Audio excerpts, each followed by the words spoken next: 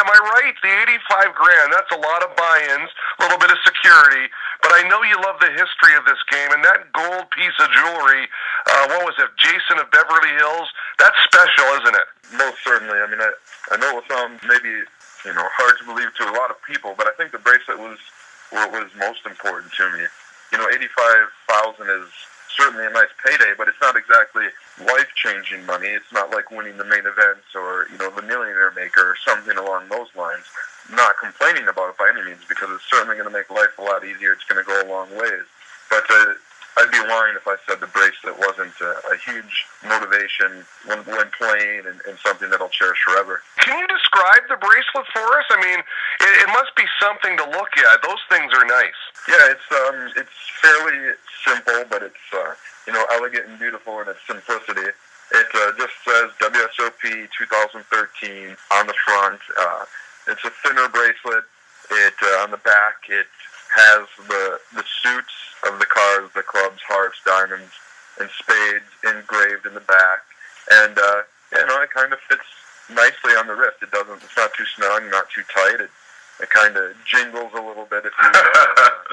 It's certainly very well constructed and very, beautiful to look at. Well, in the world of poker, that certainly is the sweetest piece of bling there is.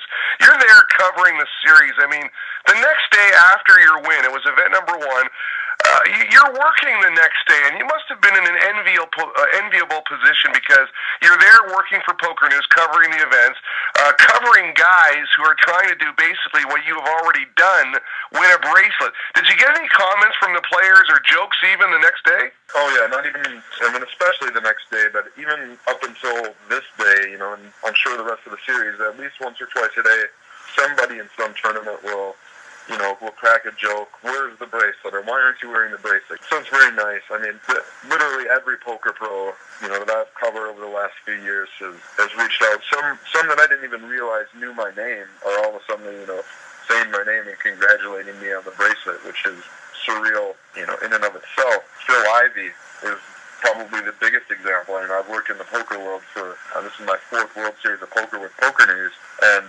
Ivey has never spoken to me, and I've never spoken to him. He's hard to get for interviews, but during one event, he, said congratulations and, good job, and it was very simple, but at the same time, one of those things that, meant a lot to me. That's a sweet moment, man. I mean, absolutely, you're going to cherish that forever.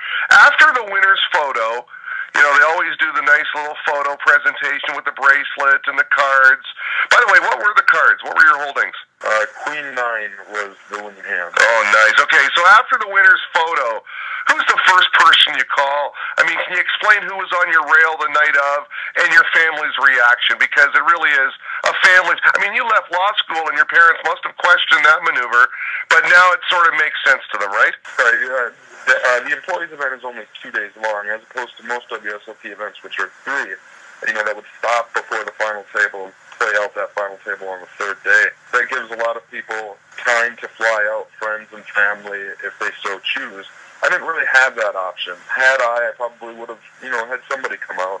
But, we started day 2 with 55 players, and we played to a winner. So there was really, no reason for anybody to come out because we started with 55 players, and the odds of winning at that point are still pretty small. And I did have a lot of poker friends and colleagues in the poker media, especially.